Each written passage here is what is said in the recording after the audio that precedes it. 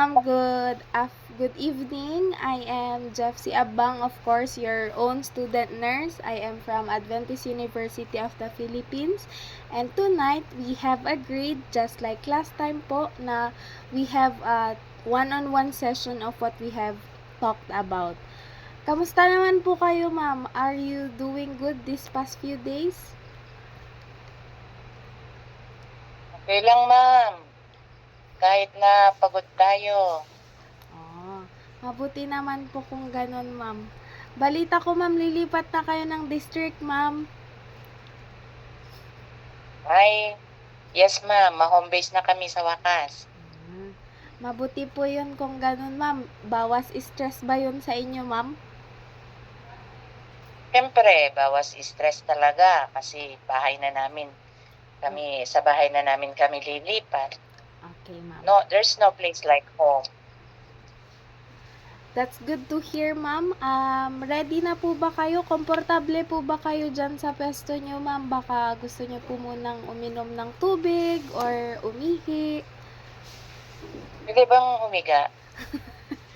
Okay lang, ma'am. Para ma'am, very casual lang po tayo dito. Hindi siya magiging very super lecture. Okay na sa akin to, ma'am. Okay. Para madali tayong matapos. Okay po. Wow, madaling-madali si ma'am. Inaantok na po. Oo, ma'am. Madami akong ginawa kanina eh. Sige po. I-present ko lang po yung ating simple presentation, ma'am. Okay? Wait lang po. Sige, ma'am. Okay, ma'am. Tayo po ay magpatuloy. Pinamagatan ko po itong session natin na ito na Break the Cycle, Overcoming Inactivity and Stress for Better Health, which understands the impact of a sedentary lifestyle, presented by your student nurse, of course. Pero before po yan, pwede po ba tayong mag-pray, ma'am? Sige po. Let's pray po. Our most gracious, kind Heavenly Father, we would like to praise you and thank you for this wonderful opportunity to help teach about this wonderful topic. As we do it, may we do it with thy holy presence and may we do it in accordance to thy will. Thank you, Heavenly Father, for the opportunity to learn and to teach. This is all we ask in the loving name of Jesus. Amen. Okay po. We have, of course, ma'am, our purpose and our goal. Our purpose to educate on the dangers of physical inactivity and guide healthy behavior change. And our goal is to help individuals prevent health issues like asthma and stress-related illness through active living.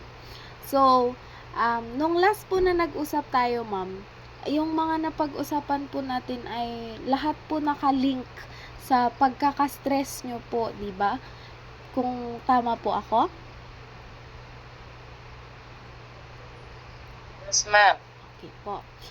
So, ang pinamagatan ko po ito na break the cycle kasi po parang paulit-ulit lang po tayong bumabalik dun sa ganong circle or paulit-ulit po tayo dun sa cycle na yon. And ang main cause po or ang nagko-cause po nito ay yung pagkaka-stress nyo po. So, ngayon po, ifa-find out po natin kung ano po yung mga pwede nating gawin para hindi po tayo magkaroon ng stress at hindi rin po ito maka-affect sa atin physically, mentally, and emotionally. So, ayun po, nasabi na po natin ang ating purpose and goal. So, baliktad pa eh. So, magsimula po tayo sa healthy lifestyle. So, very common naman po ito sa atin, di ba, ma'am? Ang healthy lifestyle, it is the balanced living that is maintained or is consistent and is improved sa pagpapatuloy ng pamumuhay natin. Ito po ay ang balanced diet, regular exercise, adequate sleep, hydration, stress management, healthy relationship, ma'am, avoiding harmful habits, and preventive care. At alam ko po, bilang isang estudyante rin po, nahihirapan din po talaga akong gawin ito. Kahit na wala pa naman po akong work, mahirap po siyang i-balance. Kasi minsan po, yung ibang aspeto ng buhay natin super demanding. For example, ang studies, or ang work, or ang family. So, madami pong factors that can na nagkukos sa atin na hindi magkaroon or hindi ma-maintain yung balance na yon. So, paano naman po pag meron tayong bad lifestyle? Ano pong mangyayari sa atin? So, a bad lifestyle, this now includes yung kabaliktaran lang po ng healthy lifestyle. Yung lack of physical activity, poor eating habits, like more po tayo sa sugar, or more po tayo sa carbs, which is okay lang naman po if we have physical activity. Minsan po nagkakaroon din po tayo ng chronic stress. Alam ko po hindi naman po kayo nag-i-smoke or alcohol, pero may mga cases po kasi na we can be second-hand smokers, right ma'am? Kasi very exposed po tayo. And inadequate sleep, alam ko po na yung nature of work nyo ay minsan nakukulangan na po kayo sa tulog. And that's a part of a bad lifestyle na ngayon po ay sosolusyonan po natin. So, bago po yun, ma'am, panoorin po natin tong video na to. Sige po, ma'am, panoorin po natin, ha. How much do you move every day? How much do you sit? If you're like most Canadian adults, you spend too much time sitting during the day and also not enough time being active. It's important to both move more and sit less. Sitting too much, or sedentary behavior, is anything that needs little physical movement and doesn't use much energy. Physical activity is anything that gets your heart rate up. Adults need at least 30 minutes a day. Kids need 60 minutes. Not getting enough activity increases your cancer risk. Even if you exercise 30 minutes or more every day, if you sit for most of the day, you're still at an increased risk for cancer. Set reminders to stand up and stretch, and look for active ways to break up your day. Making the time to be active with our busy lives can be hard. Start with 10 minutes and try to build up to at least 30 minutes of activity every day. Some activity is better than none. There are lots of fun and easy ways to move more and sit less. Take the stairs. Go for a walk with a friend every day. Try a dance class. Find your favorites. The Canadian Cancer Society is here to help. For more tips on healthy living, visit cancer.ca/beactive. Okay. So, ang video po na yun ay yung purpose niya po talaga ay para sa mga cancer patients, since sila po ay isang organization na naka-locate sa Canada, at sila po ay namamahagi ng mga benefits ng kahit 30 minutes lang daw po na active or physical activity. It could lessen the risk of our health na mapunta sa mga hospital for some consultations about our systems kung meron nga po bang magiging problems. So, ma'am, yun po ay para sa mga cancer patients. Pero sa atin po bilang isang normal na tao, hindi ko naman po sinasabing hindi normal yung mga may cancer. Pero there are some common bad habits that we have been practicing na which causes us our physical inactivity and stress. So, una po dito ay ang ating inactivity mismo. It is the lack of movement or regular physical activity. Kayo po ba, ma'am, sa isang araw po or sa isang linggo, nagkakaroon po ba kayo ng at least 30 minutes walk or any physical activity po? Minsan, wala na po. Kasi sa dami ng trabaho, kalimitan, nakaupo, nakatayo doon sa classroom. O kung meron ding time sa once a week na nanonood ng walking, sinusundan ko yung sa TV Oh. So, for maganda. at least 30 minutes. Maganda po yun, ma'am. Sabi po kanina sa video, mas mahaba pa po dapat sa mga mas bata. Pero, sana po ma-achieve po natin yun, ma'am. So, next po is our excessive screen time. Sa panahon po natin ngayon, dapat po marunong tayo talaga sa gadget. Lalo na po sa nature ng work nyo, ma'am. Mas gugustuhin po talaga ng mga bata na mag-engage sa mga gadgets or sa mga screens.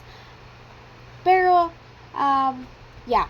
Number 3, ma'am, is skipping exercise. Yun nga po sabi nyo kanina, minsan hindi po kayo nakakapag-exercise at minsan nakakapag-exercise naman po. Next po is poor sleep hygiene. This is the irregular sleep patterns and screen use before bed. Ang research po pala, sabi po pala ng isang research na nabasa ko somewhere, ay hindi po pala dapat tayo gumagamit ng phone before going to bed. At least 1 hour or at least 30 minutes to 1 hour before going to bed. Kasi it affects our brain and it's a brain activity po pala. And it could be a cause of our poor sleep hygiene. Minsan po, hindi na tayo makatulog kahit na alauna na. So, poor sleep hygiene, ma'am. Junk food consumption, ma'am. Kumakain po ba tayo ng mga junk food like mga chichirya or mga street foods? Sa street foods, noon, kumakain na kami. Pero ngayon, madalang na lang. Or talagang iniiwasan na namin. Pero doon sa chichirya, minsan bumibili kami. Pero nung nagkasakit yung isang anak ko, iniiwasan na talaga namin ang bumili ng chichirya. Maganda po yun, ma'am. Because it is a bad habit. So, balikan po natin. First, we have inactivity, excessive screen time, skipping exercise, poor sleep hygiene, junk food consumption, and chronic stress. Ang chronic stress po pala ay, kapag po sinabi natin chronic, ito po yung mas prolong na time ng ating stress. Kasi meron pong acute stress at meron pong chronic stress na i-discuss po natin mamaya. So, there are stages of inactivity effects po sa atin. Diba po, nakakalimutan po natin mag-exercise minsan. So, number 1 na stage po nito ay ang mild tiredness, mood swings, and poor focus. Minsan po, kapag parang kahit wala naman po tayong ginagawa, ma'am, yung super parang nakakapagod po, like, tapos hindi po tayo mapirmi sa iisang gawain. Minsan po, habang naglalaba po tayo, gusto po natin na magluto. I mean, it's multitasking, pero minsan po, nawawala yung focus natin sa isang bagay na minsan nagkukos din po sa atin na mag-procrastinate. Stage 2 po ay ang weight gain, muscle loss, and reduced stamina. Ito na po yung feeling natin ang bigat-bigat ng katawan natin, na hindi na po natin kayang tumakbo or hindi na po natin kayang maglakad ng mga mayroong distansya. At lalong-lalo na po sa reduce stamina natin. Minsan po may mga activities na humihindi na po tayo kasi feeling natin hindi na po natin siya kayang gawin sa sarili natin or hindi na po natin siya nakakayang magawa. Stage 3 po is the risk of asthma, diabetes, hypertension, and depression. Alam ko po na very familiar po kayo sa mga sakit na to. At na-mention nyo nga po nung last time na meron po kayong asthma, ma'am. Tama po? Yes, ma'am.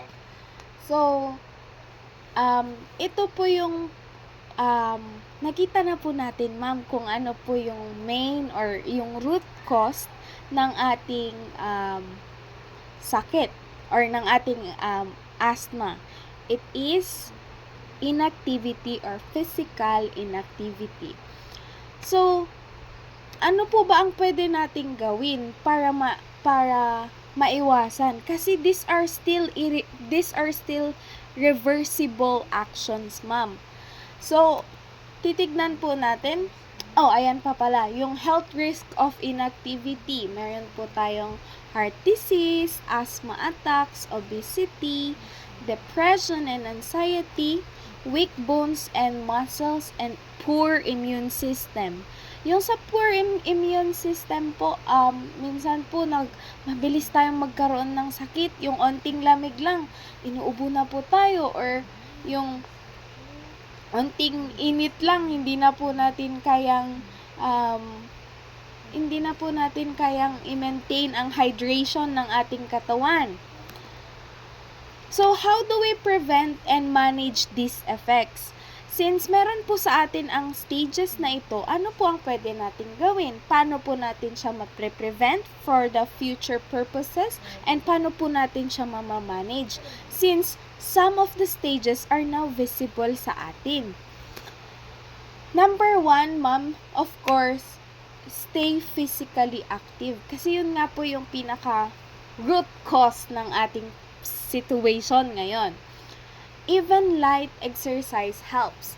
So, paano po? Ano po ang pwede? Sa inyo po, ma'am, hindi naman po kasi siya actually yung super dapat, ngayong araw na to, dapat mag-walking ako ng ganito kalayo. Or dapat ngayong araw na to, 30 minutes akong makagawa ng ganito.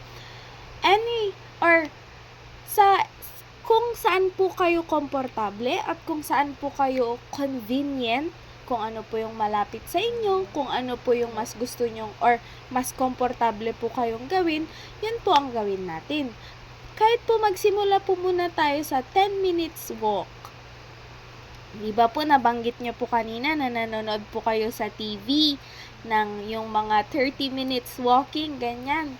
Maganda po yun, ma'am. Kahit nasa bahay lang tayo, mayroon po tayong physical activity. Kahit anong oras po, basta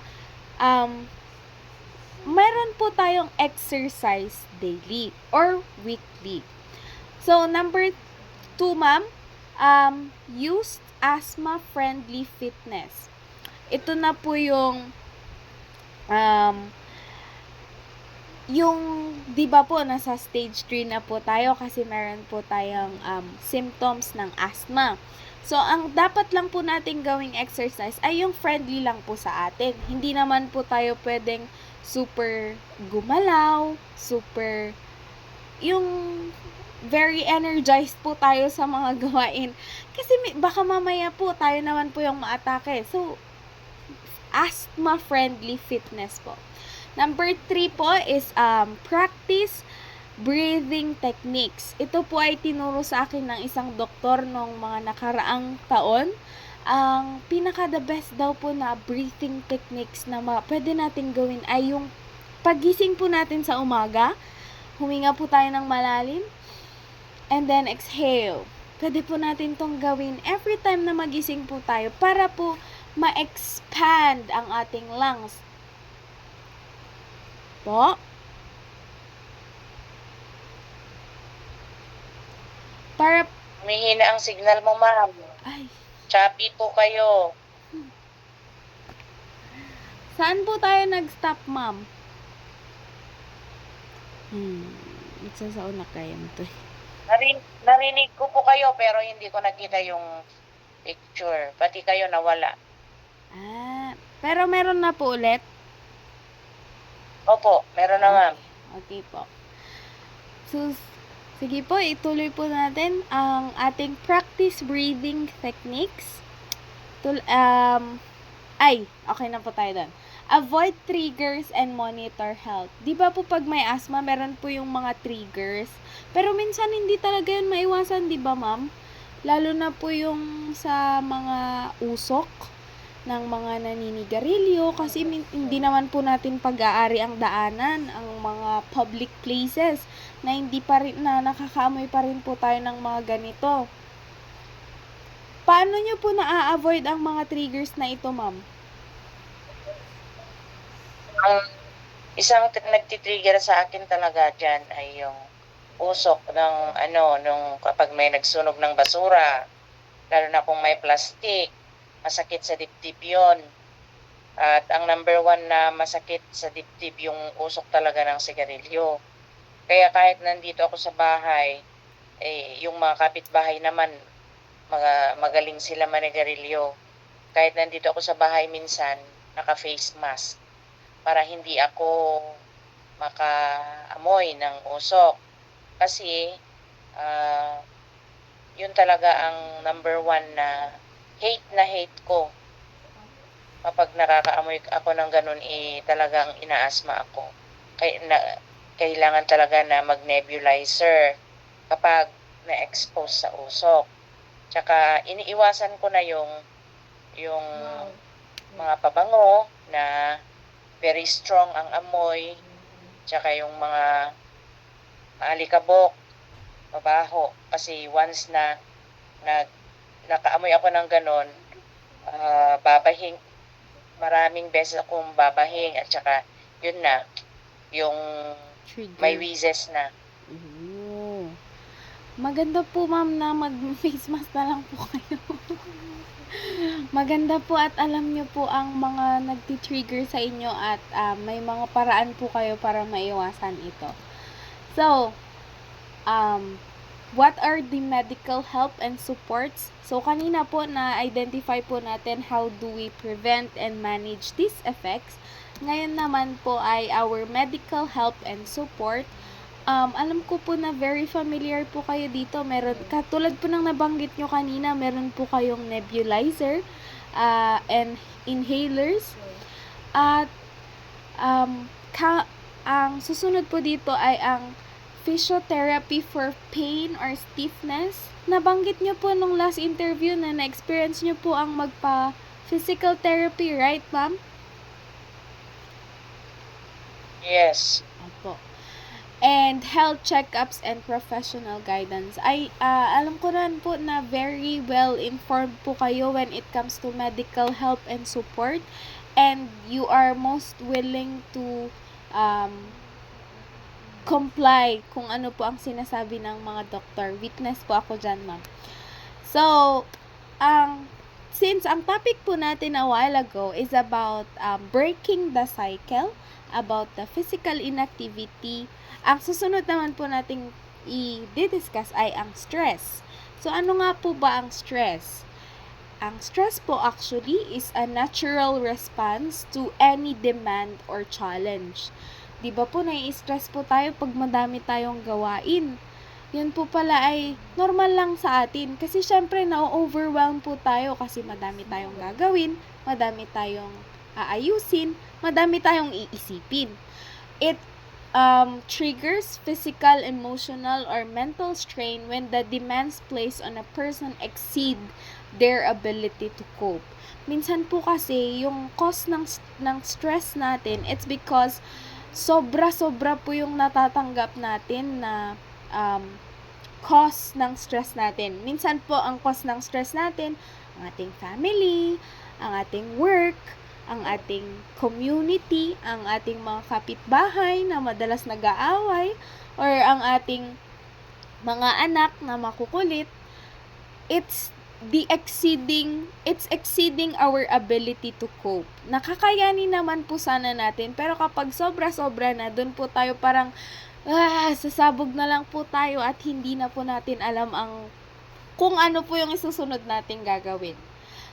So, meron pong mga types ng stress. Ang una po dito ay ang acute stress. Ang acute stress is a short-term response to immediate challenges. An example of this is a tight deadline or a one-time public speaking event. So, very common po to sa inyo, no, ma'am? Yung mga process po ng papel nyo, papunta po sa ganitong department, papunta po sa DepEd or papunta po sa institution ninyo, ito po ay acute stress. Ang susunod naman po dito ay ang chronic stress.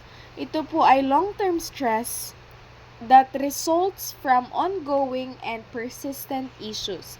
Ito po yung continuous work pressure or long-standing personal problems. Kung yung isa po kanina, nakukos lang siya ng simpleng bagay katulad ng deadline or katulad ng kadami ng gawain, ito naman po yung continuous stress na minsan na-experience po natin sa ating work environment. Minsan po sa mga katrabaho natin, minsan po sa mga parents ng mga bata, or minsan po sa mismong mga bata. Yung feeling po na ma'am na na wala pa siyang ginagawa pero alam mo nang mai-stress ka niya. May mga ganun ka bang estudyante, ma'am? Ay, madami. Yung wish mo pa nga, huwag na lang siyang pumasok. Kasi pagdating niya ng school, naghahanap yan ng kaaway niya, naghahanap yan ng gulo. Kaya, doon lang naman. Pero sa parents, awa ng Diyos, wala naman. But normal na sa mga bata ngayon yung wala na. Abnormal na yung batang hindi magulo ngayon. Ay, ganun po ba, ma'am? So, itong type ng stress na to, it could actually lead to serious health problems if left unaddressed, I mean. So, minsan po, ano po ang mga ginagawa nyo, ma'am, para mag-cope sa mga ganitong types ng stress? Specifically po sa nature po ng work nyo.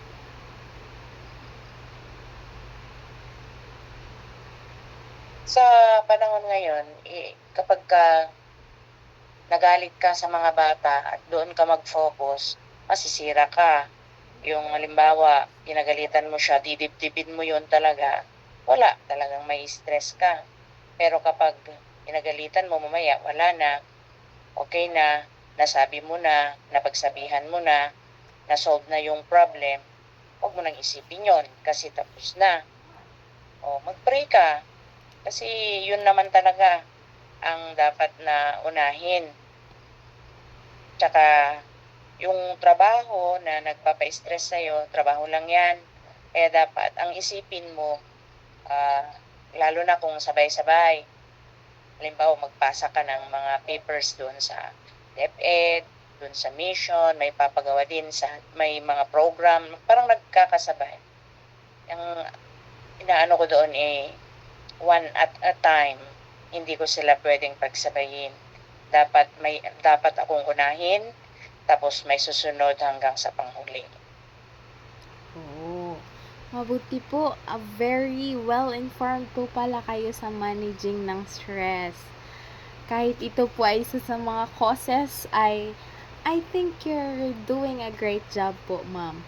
Last type of stress po ay ang episodic acute stress. This is a frequent episode of acute stress. Example po nito ay chaotic lifestyle or constantly dealing with new stressful situations. Minsan po akala natin kaya na nating gawin yon, pero sometimes may mga circumstances na bigla nang nagpa-pop out, right, ma'am? Parang kaya ko to kasi napagdaanan ko na tong sitwasyon na to, pero iba po pala yung circumstances or challenges na magpapakita dito. So, yun po ang mga types ng stress. Pwede po bang pa-recall po ulit yun, ma'am? Yung alin, ma'am? Yung tatlong types Yung ng mga types of stress. stress. Opo. Hindi ko naman yata matandaan. Acute stress po. Yung una. Ay, yung acute, ano na yung pinagbigyan mo ng halimbawa, Chronic po. hindi ko, chronic, at saka yung huli, Opo, ito po. chaotic, Episodic. ay episodic. Okay po. So, ngayon po na-identify po natin kung ano ang stress at kung ano ang mga iba't ibang uri ng stress. Paano naman po natin sila mamamanage? I think, very well informed po kayo kung paano po ito ma-manage. Kailangan lang po ng a little bit of guidance and help para po mas mapabuti po ang pag-manage natin ng stress that could lead us to break the cycle of inactivity and stress. So, first po, ito po ay combined na, no? Yung sa kung ano po ang pwede nating gawin regarding our physical inactivity and our stress management. First po is to practice deep breathing. Ito po yung sinadjust natin kanina na every umaga, pwede po natin siyang gawin pagkagising po natin. Deep breathing exercise. And regular exercise. Pwede po tayong magsimula ma'am kahit 10 minutes a day lang po. Yung walking po na pinapanood nyo po sa TV nyo or kung pwede po kayong mag-walking ng asawa nyo po kahit sa likod lang po ng bahay nyo or sa bakuran. Just a 10 minutes walk would really be a big help for you po. And of course po, get enough sleep. Ilang oras po ulit ang tulog na dapat na itutulog ng isang adult? 8, 8 I hours think. po. Opo, 8 hours. Hindi po dapat nagkukulang, hindi rin po dapat nagsasobra. Pero minsan mahirap po yun i-balance. Pero sana po ay kaya natin yung i-achieve. Eat a balanced diet po. This includes eating fibers, proteins, carbohydrates. Wala naman po kayo sigurong ginagawang diet ngayon, ma'am, sa sarili nyo. Like yung mga nauusong diet po ngayon, yung calorie deficit or yung ano pa yun, ma'am, yung no rice diet. May ginagawa po ba kayong ganon? Ay, wala ma'am. Hindi yung tatalab sa akin. Pero a balanced diet, ma'am, yung mga gulay, minsan pwede po tayong mag-meat for protein and fish. Alam ko pong mayaman po kayo ngayon sa fish. Next po ay time management. Minsan po kahit po sobrang dali niya pong sabihin pero sobrang hirap rin po niyang gawin. Kasi minsan po meron po tayong routine na sinusunod na ginagawa pero hindi naman po lahat ay pare-parehas. Minsan po pagod na tayo, masyado na tayong na-wear out dun sa trabaho natin or masyado tayong focus sa isang bagay. Pero sana po magawa po natin efficiently kung saan po tayo komportable at convenient. And next po ay take breaks and rests. May mga recess po ba kayo sa inyong mga trabaho, ma'am? Yung 15-minute break lang. Pero at least po may breaks po kasi it prevents burnouts po sa atin. And next po, talk to someone po. May mga kaibigan naman po kayo, right? Or yung asawa nyo po, kausapin nyo po kung gusto nyo. Kailangan natin ng social interaction, ma'am. We also have to engage in hobbies. Ano pong mga hobbies nyo, ma'am? Nabanggit nyo po last time na gusto nyo pong yung ano po yun, ma'am? Yung painting na beads. Bead painting. Gusto nyo po magganon? Nagsawa na ako. Ang dami kasi kulay. Pero pwede po tayo maghanap, ma'am, ng other hobbies, yung konti lang ang kulay at mas onti po ang gawain. Ang next po ay limit caffeine and alcohol. Hindi naman po siguro kayo umiinom ng kape. Dahil wala pong kape sa bahay nyo ngayon. Yung tatay nyo lang po ang nagkakape. Engage in relaxing or spiritual activities. Kamusta po ang spiritual activities natin, ma'am? Ang relaxing activities natin, ma'am? Nagbi-beach po ba tayo? Doon ako nag-enjoy. Limbawa, dito sa district ay may family outing ng church. Ng ibang church ay ni-invite kami, sumasama din kami. Tsaka yung isa pa, yung sumasama ako sa mga convention, mga seminars, para lalo pang mag-grow sa spiritual. Mabuti po yun, ma'am. At I think that's it, ma'am. Nag-end na po tayo. May mga tanong po ba kayo? Very clear naman, ma'am, yung mga explanation ninyo. Wala na akong itatanong. Dahil po dyan, ako po ang may tanong, ma'am. Meron po Basta tayong... madali lang, ma'am. Meron po tayong simple post-test. 5 questions lang to, ma'am. So, no worries po. Okay, ready na po ba kayo? Ipa-flash ko na lang po yung questions. May multiple choice po siya. Tapos you can just state the answer po. Okay lang po ba yun, ma'am? Sana mabasa ko. Sige po. Kung hindi nyo po mabasa, ay babasahin ko po para sa inyo. Sige po, number Tapos 1. sabihin mo din yung sagot. Number 1, ma'am. Which of the following is considered a bad lifestyle habit? A. A regular exercise. B. A healthy sleep routine. C. Junk food consumption. And D. Drinking enough water. C. C. Yay! May star po kayo, ma'am. Number 2. What is one common health risk linked to inactivity? What is one common health risk linked to inactivity? A. Improved breathing. B. Lower risk of heart disease. C. Asthma complications. D. Stronger immune system. C. C. Tama na kaya? Opo, asthma complications po. Wow! Parang mapaperfect niyo po ito ngayon, ma'am. What is one Dapat may premyo. Ay, sige po. Gcash po. Oh, galing din sa akin yun.